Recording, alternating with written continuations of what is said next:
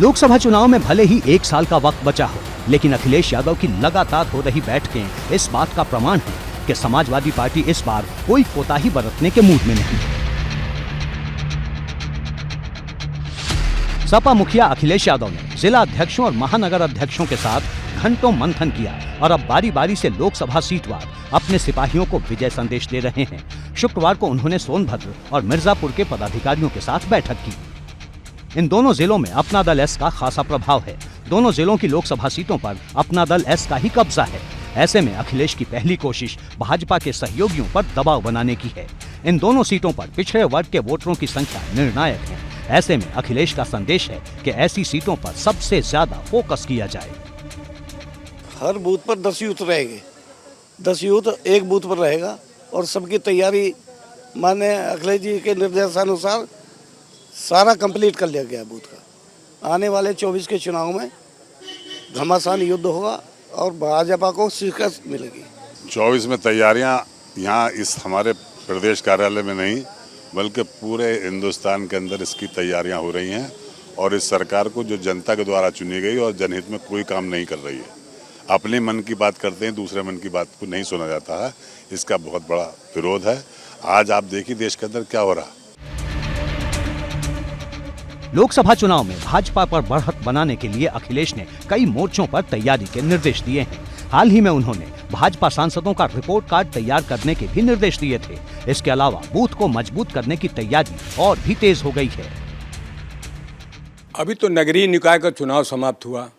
चुनाव के तत्काल बाद हमने जिला अध्यक्षों और महानगर अध्यक्षों की बैठक 29 तारीख की है और सबसे ये कहा है कि बूथ स्तर तक संगठन में कहीं भी फेरबदलाव करना हो, सुधार करना हो, उसे मजबूत करने के लिए आप काम करें बूथ स्तर पर। बूथ को मजबूत करने के लिए समाजवादी पार्टी ने नया प्लान भी तैयार किया है, जिसके मुताबिक कम से कम 20 जिम्मेदार लोगों को बूथ कमेटी में जगह दी जाएगी। इसके अलावा हर वर्ग को बूथ कमेटी में जोड़ने का प्रयास होगा। बूथ स्तर पर मजबूती के लिए समाजवादी पार्टी का 1 बूथ 20 यूथ पहले से है और सभी बूथों में हम कम से कम 20 जिम्मेदार लोगों को बूथ कमेटी में स्थान देंगे। तो ये जो यूथ का कॉन्सेप्ट है, इस यूथ के साथ अनुभवी जो पुराने कार्यकर्ता उनका भी एक मिश्रण देखने को मिलेगा। निश्चित रूप से वो तो सभी बूथों में अनुभवी युवा नौजवान सबका सम्मिश्रण, पुरुष महिला दलित पिछड़े अल्पसंख्यक सामान्य सबको जोड़ करके हम बूथ कमेटी बनाते हैं। अखिलेश यादव के नेतृत्व संभालने के बाद से समाजवादी पार्टी का ट्रैक रिकॉर्ड बहुत खराब रहा है। लगातार चुनाव में मात खाने वाले अखिलेश इस लोकसभा चुनाव में हर हार का हिसाब कर लेना चाहते हैं। यही वजह है कि दिन रात सपा दफ्तर में उनकी बैठकों का दौर जारी है। समाजवादी पार्टी अपना संगठन को मजबूत करके